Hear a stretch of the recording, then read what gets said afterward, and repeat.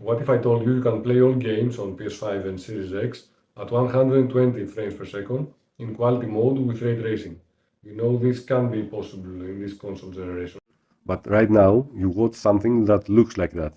What you see is post-processing by the TV, and you definitely need to try it, no matter what you've heard about it. Later in this video, I will prove to you no significant input lag is added by it on Sony TVs if you follow my instructions. So in this video, I will show you my revised picture settings for gaming on Sony TVs that can turn your 30 and 60 FPS games to look smooth like 120 FPS, with motion interpolation, but without input lag, even if Dolby Vision is enabled. You will also get improved clarity instead of blur when rotating, with black frame insertion, and better contrast and highlights with Sony's enhancements, even on native 120 FPS games. VRR and ALLM should not be enabled in order to have access to these settings, but when VRR is needed, just for games with unstable frame rate, you can enable it and still get some of the benefits of these settings. Watch till the end or skip through the chapters to learn also about an essential HDR calibration and other crucial details about motion blur, controller sensitivity, input lag, refresh rate, and VRR to make sure you are doing everything right. The increase of input lag and the introduction of visual artifacts are two well-known issues of this kind of post-processing by the TV, as this technology exists for over a decade. So many people, based on their previous knowledge by experts, won't even bother to try this. Their attitude towards new information coming from unknown sources and the repercussions of being generally hesitant to defy authority and inquire for themselves are a favorite topic of mine, and I will probably make a separate video about it. The open-minded people I'm trying to reach will soon find out that these specific settings can greatly improve the graphics of 60 FPS and 120 FPS games without adding input lag. Also, most of them will agree that this is the best way to play 30 FPS games, even though artifacts sadly remain in fast-paced motion, and so does a bit of input lag.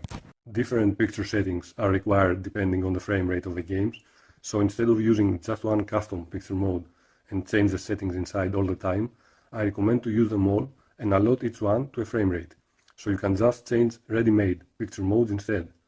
These changes will only affect the specific HDMI port of the console, so you don't need to worry you will lose your modes for watching TV, applications and movies. If you own a second console, you need to apply all the same again to that HDMI. Also, depending on your preferred outcome and the game engine of each game, you should try the alternative picture modes I recommend for the frame rate of the game you are about to play, so you get the best possible result. For 30 FPS games, I will show you how to set 3 alternative picture modes to use instead of game mode.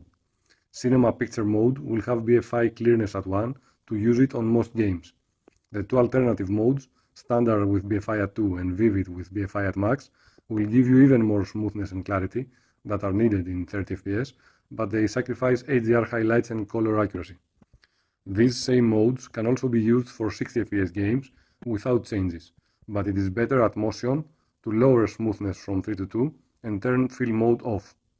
BFI at 1 will be almost always used for 60 FPS, so you need to dedicate the picture mode custom to this frame rate instead of changing this inside cinema. The picture settings in cinema for 30 FPS should be like this. Auto picture mode always off, brightness whatever you want depending on the light of the room, contrast 95, gamma 0, black level 50, the next 4 off, low, low and high, color 54, hue 0, color temperature neutral, live color always off, clarity sharpness 30, reality creation manual resolution 95, these two always off, in motion flow custom, smoothness max, clearness 1, fill mode auto. Standard, the alternative for 30 FPS, should be auto picture mode always off, brightness max to counteract the dimming of BFI, contrast 95, gamma 0, black level 50, the next 4 off, medium, medium, high, color 56, hue 0, color temperature expert 2, live color always off, clarity sharpness 80, reality creation manual resolution 30, these two always off, in motion flow custom, smoothness max, clearness 2 and fill mode auto for 30 FPS. For 60 FPS you should change smoothness to 2 and fill mode off. Vivid, the alternative for maximum BFI for 30 FPS, should be auto picture mode always off, brightness max to counteract the dimming of BFI, contrast 95, gamma 0, black level 50, the next 4 off, high, high, high, color 66, hue 0, color temperature expert 1, live color always off, clarity sharpness 95, reality creation 30, these two always off, motion flow custom, smoothness max, clearness max, and fill mode auto for 30 fps. For 60 fps, you should set smoothness at 2 and fill mode off. For 60 fps games, instead of game mode, you can use the custom picture mode with the settings inside like this: auto picture mode always off, brightness whatever you want depending on the light of the room, contrast 95, gamma 0, black level 50, the next 4 off, low, low and high, color 54, hue 0, color temperature neutral, live color off, clarity sharpness 30, reality creation manual, resolution 95, these two always off, motion flow custom, smoothness 2, clearness 1, fill mode off. For 120 fps games, you should generally use the game mode, which is also used in VRR, with the settings remaining the same as you've set them, but some of them becoming inactive in VRR.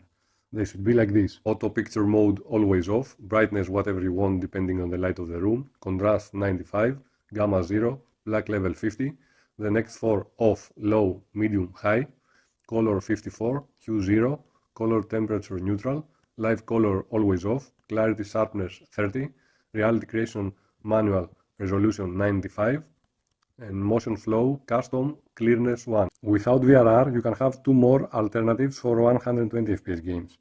Photo mode can be adjusted so it will be the same as game mode previously was in factory settings, so you can have an option without BFI. Graphics picture mode can be the alternative with increased BFI, so in motion you should either set clearness at 2 and all the rest exactly the same as I showed you in standard, or set clearness at max and the rest the same as in vivid, but with color neutral. You may also need to increase the in-game brightness when increasing BFI, but the HDR calibration must always remain, as I will tell you next. Some games have an in-game HDR calibration, which lets you choose HDR Paperwhite and peak brightness. It is mostly present in Ubisoft games like Assassin's Creed, Far Cry, Ghost Recon Breakpoint, and also Red Dead Redemption 2. Once you apply my settings and you get clarity thanks to black frame insertion, you can compare the achieved level of clarity in motion when applying different values for these two. They have a significant effect on clarity, and a good combination of them can prevent feeling nausea. You should set HDR Paperwhite at 130 with peak brightness 1800 on the Sony XH90, but a different peak brightness might be needed in other models. Not all games have these two exact options and peak brightness range though. For example, you should set peak brightness at 1000 in GTA 5, 800 in Cyberpunk, and also set tone mapping midpoint at 2. In Far Cry 5 and New Dawn, you can set Paperwhite at 140, and in Valhalla there is no Paperwhite, but you can set exposure to plus 0.3. In Dolby Vision, for 60 fps games, you should set Dolby Vision Dark to be exactly the same as custom, and for 30 fps you should set Dolby Vision Bright to be the same as cinema. Vivid can be the same as the regular Vivid for 60 fps or for 30 fps. Their only difference is smoothness at 2 or 3 respectively, so the lack of a fourth slot is not a big deal. You only need to change this setting and fill mode depending on the frame rate. In 30 fps games there are two problems. Firstly, there is an inherent latency in some games without well optimized limiting for frame times, besides the extra latency introduced by the TV's post-processing. So some games will be laggy and there is nothing you can do about it. Secondly, with frames interpolation, very quick and sudden movements can't always be post-processed well, leading to artifacts. Sadly, those artifacts around your character in third-person games can't be avoided, but the rest can, with slower movement. So at the options of each 30 fps game, the controller sensitivity at controls should be lowered, and so should motion blur at display settings. But for 60 and 120 fps games, motion blur should be turned off completely, so you can enjoy the clarity of BFI. Input lag is perceived by playing a game that requires very timed pressing of buttons, like rally games. If you can't feel it, then it is in an acceptable range. Even if you can't feel it at rally though, it could still be playable at another game genre. I haven't measured input lag since that requires professional equipment. I will try to prove with your hearing and vision that the input lag is low enough with these settings, at least on the Sony X890. First, by steering a car wheel with a regular controller, where you can focus on the sound it makes when I sway the stick all the way quickly compared to the movement you see on TV.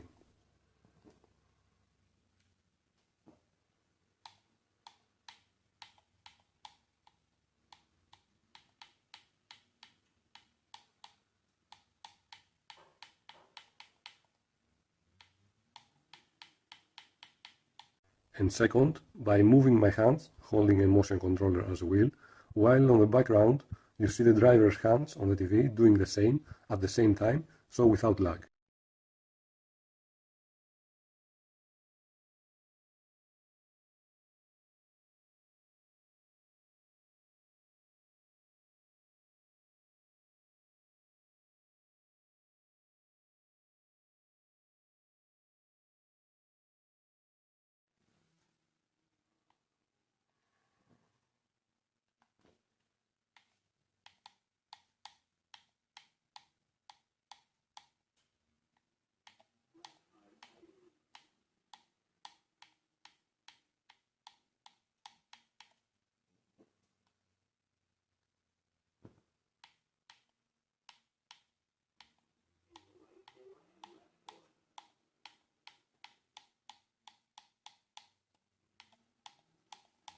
In order to apply all these settings, ALLM, Auto Low Latency Mode, at screen and video settings of the console must be turned off.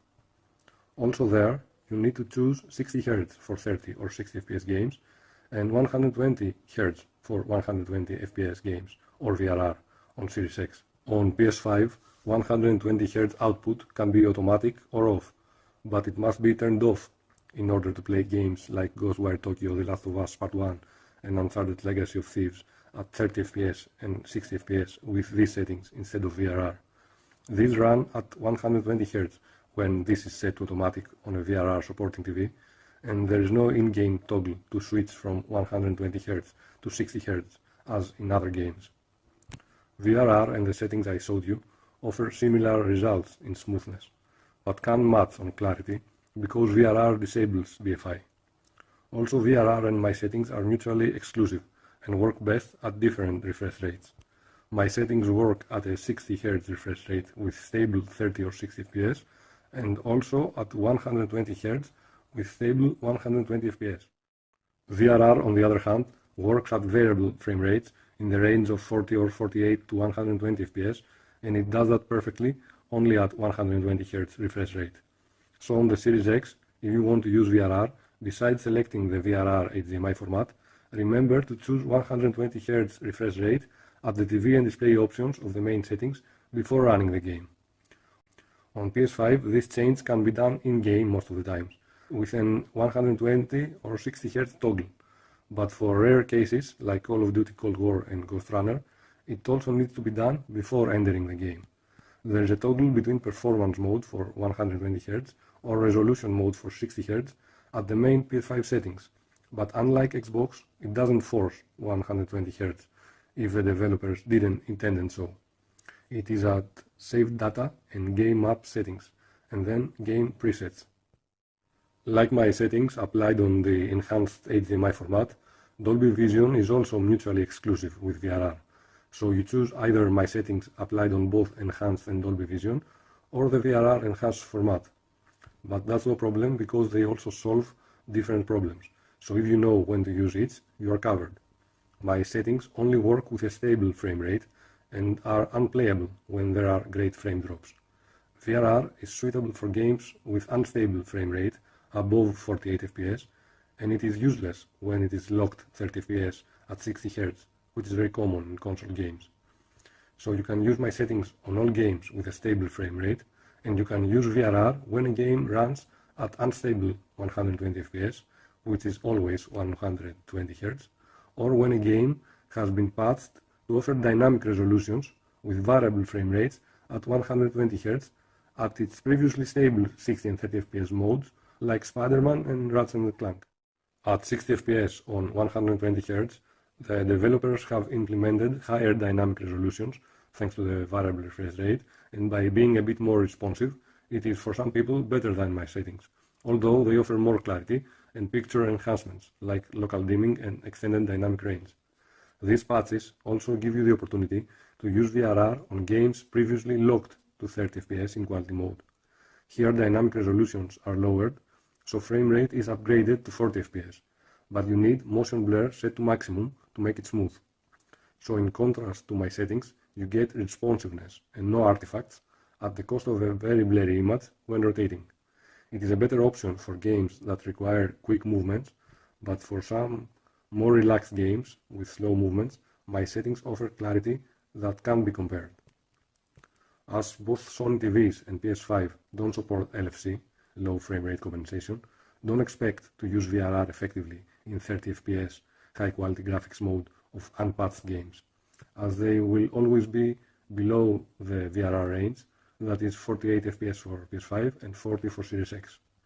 LG TV owners can hope LFC will be implemented on PS5 in the future, but even that has disadvantages, just like the motion settings on stable 30 FPS that I proposed.